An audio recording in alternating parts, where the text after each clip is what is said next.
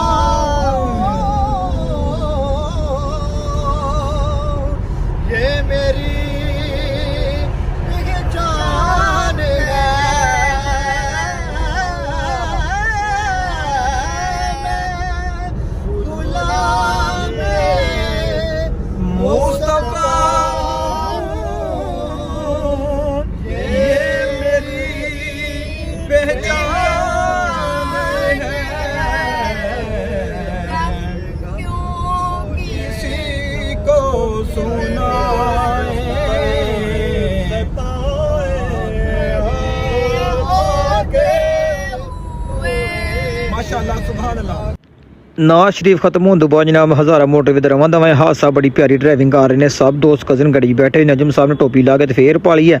तो जनाब असीं इस टाइम पुज गए हैं बालाकोट शहर। खाना खाने वास्ते असीं रात में स्टे किया।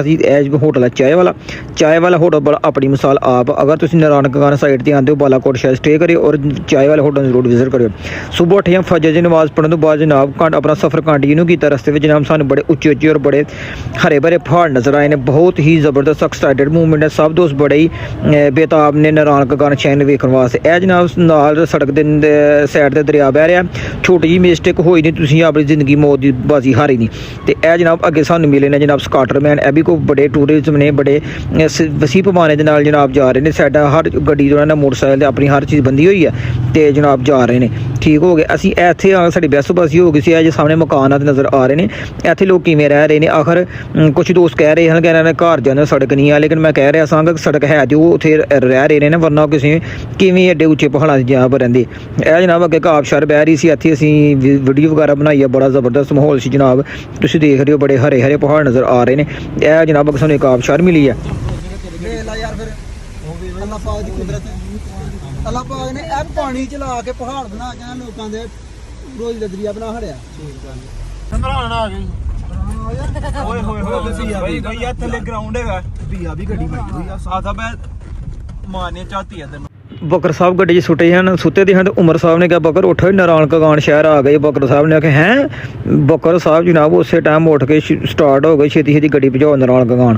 तो यह उस तो मैं गड्डी की जनाब 4x4 गेयर ला के छेती छेती नारायण गगान शहर भजाया। तुसीं हुण सुनो।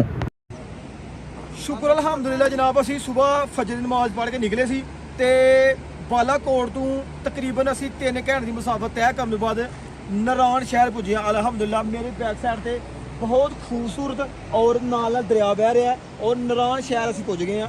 इत्थे असीं नाश्ता वगैरह करने और क्रिकेट खेडांगे और मौज मस्ती करांगे। एक बड़ा ही जबरदस्त व्यू पॉइंट है, व्यू है पहाड़ों के दरम्यान शायर है। इधर शहर के पहाड़ ने इधर भी पहाड़ ने और पूरा पहाड़ों के दरम्यान शहर है। अक्सर किताबों में लिखा आता है 8वीं की क्लास की किताब नारायण गगान का सैर, नारायण गगान की सैर।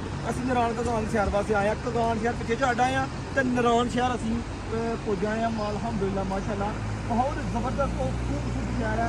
अक्सर लोग इस महीने छुट्टियां अपना देखने वास्ते नारायण शहर आते हैं। असीं अलहमदुलिल्लाह नारायण शहर पुजे हैं तो इत्थे असीं नाश्ता वगैरह करने और उस बाद क्रिकेट खेडांगे। फिर इंशाल्लाह अगला सफर कंटिन्यू करांगे।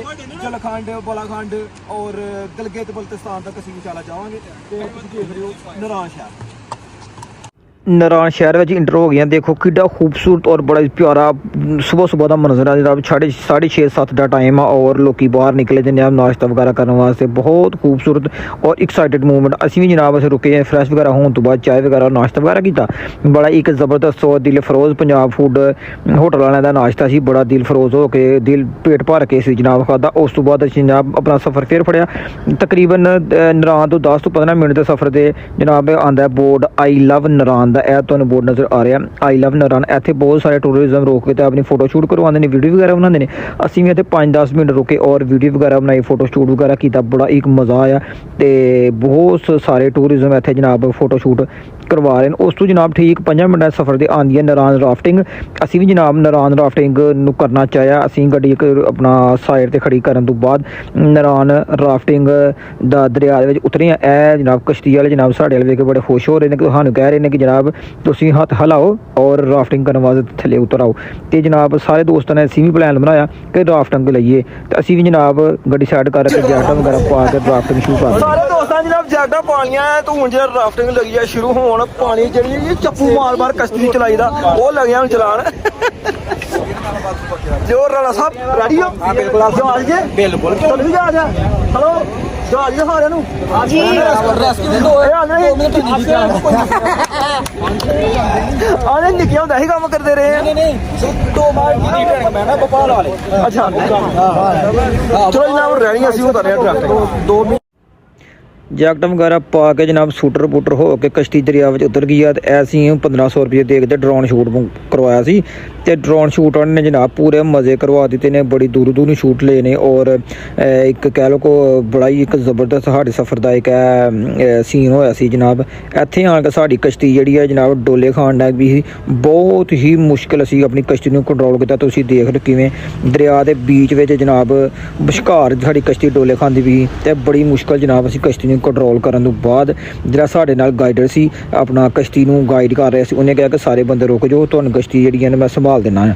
उस तो बाद जनाब असीं बड़ी दूर जा कैमरा लै गया जनाब कश्तियां दा जनाब लगा रेस लगी हुई है जिहड़ी परली कश्ती अगे लंघ गई है पाकिस्तान झंडे पिछे रह गई। ਇਹ ਜਨਾਬ ਰਾਫਟਿੰਗ ਕਰਨ ਬਾਅਦ ਅਸੀਂ ਜਨਾਬ ਹੁਣ ਜਿਹਨਾਂ ਨੇ ਕੱਪੜੇ ਛਪੜੇ ਬਦਲ ਕੇ ਤੇ ਅਸੀਂ ਜਨਾਬ ਜਾਣਾ ਸੀ ਅੱਗੇ ਆਪਣਾ ਨਾ ਬਾਬੂ ਸਾਹਿਬ ਢਾਬ ਤੇ। ਸਾਨੂੰ ਇੱਥੇ ਹਨੇਰਾ ਬਹੁਤ ਜ਼ਿਆਦਾ ਹੋ ਗਿਆ ਸੀ। ਅਸੀਂ ਸੋਚਿਆ ਕਿ ਵਾਪਸ 10-15 ਮਿੰਟ ਸਫ਼ਰ ਨਾਰਾਇਣ ਇੱਥੇ ਰਾਤ ਦਾ ਸਟੇ ਕਰ ਲੈਂਦੇ ਹਾਂ ਤੇ ਅਗਲੀ ਸਵੇਰ ਇਨਸ਼ਾਅੱਲਾ ਉੱਠ ਕੇ ਤੇ ਫਿਰ ਬਾਬੂ ਸਾਹਿਬ ਢਾਬ ਦਾ ਰੁਖ ਕੀਤਾ ਜਾਏਗਾ। ਫਿਲਹਾਲ ਅਸੀਂ ਜਨਾਬ ਨਾਰਾਇਣ ਸ਼ਹਿਰ 'ਚ ਪਹੁੰਚ ਰਹੇ ਹਾਂ। ਬੜਾ ਖੂਬਸੂਰਤ ਸ਼ਹਿਰ ਹੈ ਇਹ ਜਨਾਬ। ਅਸੀਂ ਲੋਇਆਲ ਪੁਲ ਤੋਂ ਗੁਜ਼ਰ ਰਹੇ ਹਾਂ। ਇੱਥੇ ਇਨਸ਼ਾਅੱਲਾ ਕਮਰੇ ਵਗੈਰਾ ਬੁੱਕ ਕਰਨੇ ਆ ਔਰ ਅੱਜ ਦਾ ਰਾਤ ਦਾ ਸਟੇ ਇੱਥੇ ਕਰਾਂਗੇ। ਇਹਦੇ ਨਾਲ ਹੀ ਅੱਜ ਦਾ ਵਲੌਗ ਇੱਥੇ ਖਤਮ ਕਰਨੇ ਆ। ਆਪਣੇ ਮੇਜ਼ਬਾਨ ਬੰਦੇ ਨੇ ਜਿਹਦੇ ਸ਼ਫਾਕ ਅਹਿਮਦ ਦਿਓ ਇਜਾਜ਼ਤ। ਆਪਣਾ ਬਹੁਤ ਸਾਰਾ ਖਿਆਲ ਰੱਖਣਾ, ਦੁਆਵਾਂ याद रखना। फ़ी ईमानिल्लाह। ओके अल्लाह हाफिज़।